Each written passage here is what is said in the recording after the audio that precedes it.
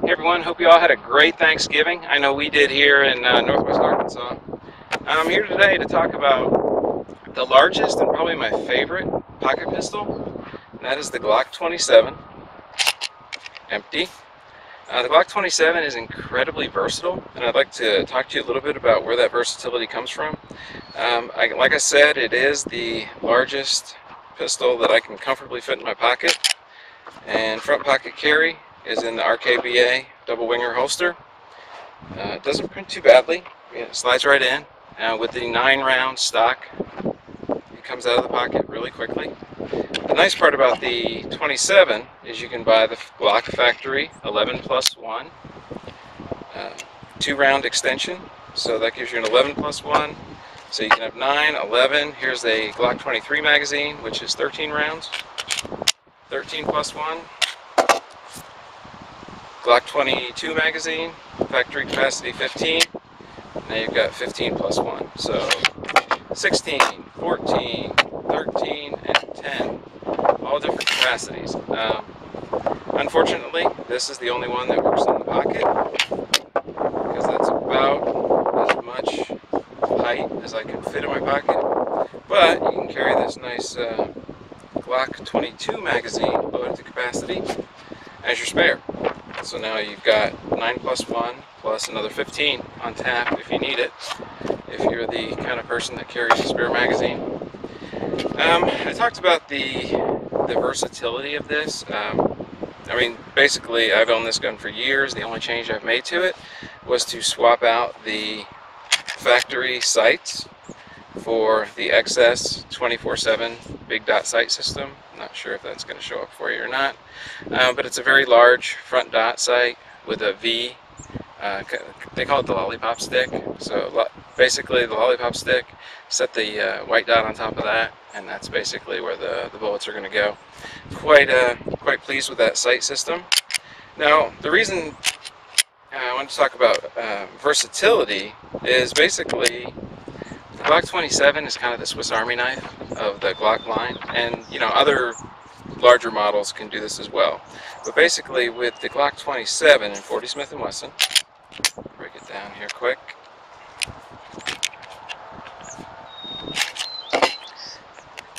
With a simple barrel change, you can also shoot 9mm or 357 SIG. So, I'm not sure about you guys, but I love kits. This is my 9mm conversion kit for the Glock 27. In this OtterBox is nothing more than a Lone Wolf 40-9 conversion barrel. Slides right in. Factory recoil system. There we go. You will need to run, that was the problem. You will need to run 9mm magazines in order to utilize the Glock 27 with the 9mm barrel. Just get 2 standard capacity 10-round Glock magazines. I mean, it all kind of fits in my kit here. What I love about this is I can now do a short barrel test with 9mm, 40, and then I'll show you 357 SIG here in a second. Alright, that's 40, that's 9. Set this aside. This is my 357 SIG conversion kit. Not much to it again. Basically a Lone Wolf 357 SIG barrel. You can use Glock OEM barrels. I managed to get the Lone Wolves at a better price. You know, Lone Wolf tells you about their match grade accuracy and all that, and it also was a cheap way to get in. The Lone Wolf barrels will run you, if you shop for sales, you can usually find them for around $100, maybe $110 with delivery. It will run a little longer than the factory magazine. It says it's OEM length, but I mean, I could tell it's not just because it's stainless. It is hanging out a little bit farther in the front, so you need to be cognizant of that if you're concerned about holster wear. Now, speaking of carry, I love this system because I get 3 guns in one, which is great for me for my ammunition testing. So I can bring one gun out to the range, test 357 SIG, test 9mm, and test 40 Smith & Wesson. But some folks say, oh, you know, I would never carry that with the conversion barrel. So what we're going to do, you know, we've covered the table work here. What I want to do is actually get on the range, run, you know, some 357 SIG, run some 9mm, run some 40 Smith & Wesson, which is what it's built for. I've got range ammo, I've got defense ammo. This setup has been, you know, basically a no problem setup for me. Haven't had any issues with feeding, extraction, anything like that. But again, I am running 357 SIG magazines instead of, you know, some people say you can get away with the 40 Smith & Wesson mag when you use 357. I just bought 2 factory Glock OEM magazines, cheap, you know, cheap assurance that the system would work. It's now back in its 40 Smith & Wesson configuration. So I think it's time to, you know, get these 3 different barrels up on paper and see if there's any difference in accuracy. You know, obviously there's going to be difference in recoil. I mean, I think this is a great way for a person to actually have 3 guns in one. Basically, it's 1 frame, 1 slide, 1 recoil system, 3 different barrels, which allows me to shoot 3 different calibers, do ballistics test on 3 different calibers. Got the same sight system for all 3. So I'll come right back and we'll get out on the range and we'll see how it works. Okay, it's the Glock 27 in its 40 Smith & Wesson configuration, 9-round magazine. So got 10 yards to the target.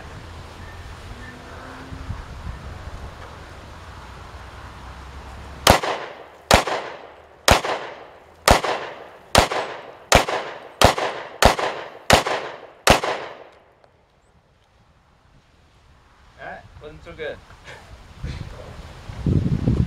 I'll send them to the left. Okay, this is the Glock 27 this time with the 9mm conversion barrel and the 9mm obviously ammo. Again, target loads. This time we're 10+1.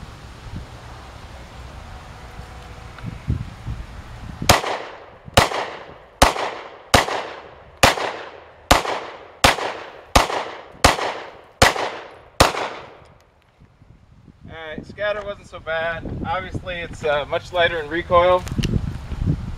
I left the black dots up here from the first pass, second pass. 1, 2, 3, 4, 5, 6, 7, 8, 9. I don't know. One of these is doubled. So again, 11 rounds. No problems. Feeding, firing, anything. This is the 357 SIG configuration for the Glock 27. Again, Lone Wolf conversion barrel, factory Glock 357 SIG magazine, Winchester Ranger bonded ammo this time, so it's defense ammo. So we'll see if it sprays or if it stays relatively centered.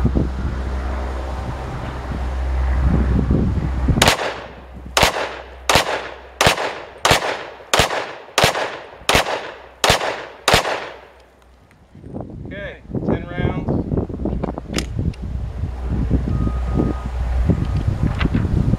Huh. A little bit different point of impact from this 357 SIG barrel.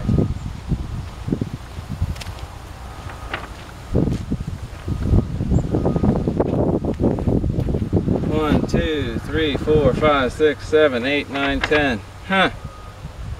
40 and 9 grouped about the same place. 357. A lot lower. Okay, it's the Federal HST 40 Smith & Wesson. I believe it's the 165 grain. 9+1 configuration. This is the Glock factory standard configuration.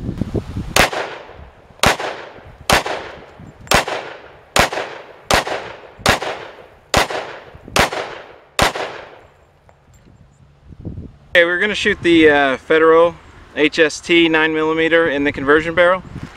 And right as I was loading my mags, it's a good reminder why you need to check your carry ammo every single time.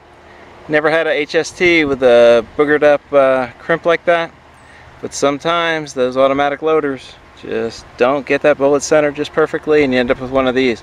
Obviously, don't shoot it. If you get one of these, throw it away.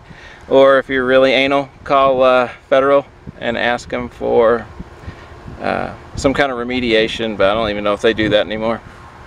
Okay, Federal HST, 124 grain standard pressure, 9mm with the Lone Wolf barrel, Glock 27. Switched over to in-waistband rig.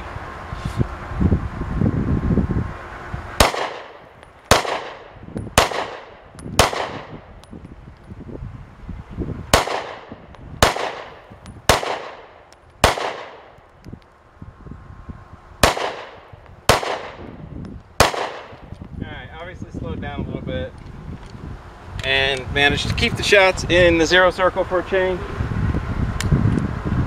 These conversion barrels are working like a charm. Yeah, I kind of feel bad about that 357 SIG test, so I'm going to redo that. I'm going to go for the head square and then save the center for the 40. So let's see if I slow down, if it still shoots really low. This is the Ranger bonded. Fine, it's fine.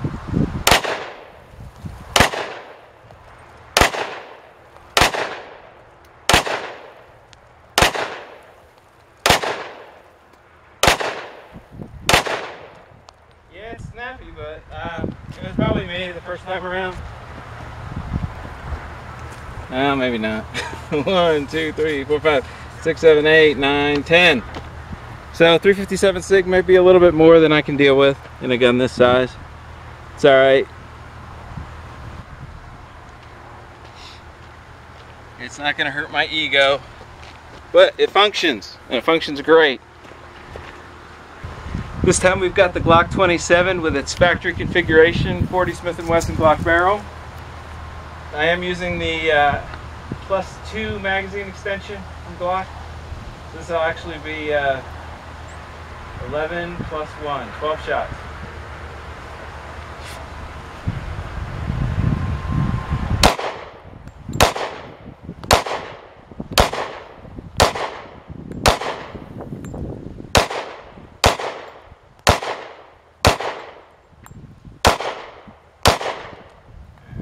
That sucked. I don't know what my problem is today.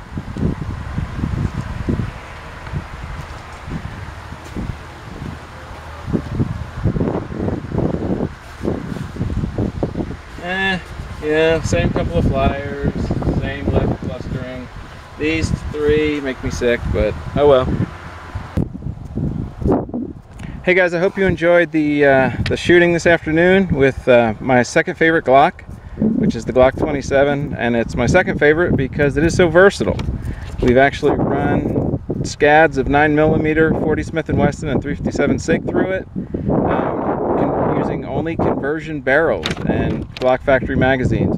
You can actually get an Advantage Arms 22 long rifle upper if you so desire, which would give you the ability to shoot 4 different distinct calibers from one firearm. I actually own one for a Glock 17 or 22. It works very well. Low cost practice, option for that gun.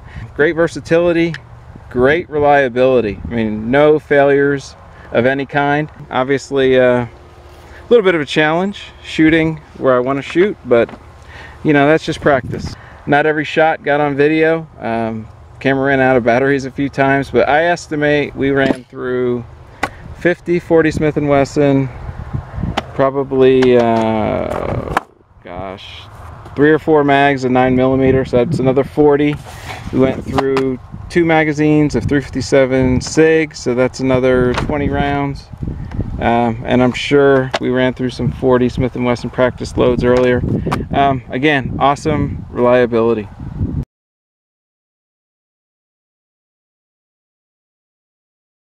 They do run a little longer than the factory mag. Great.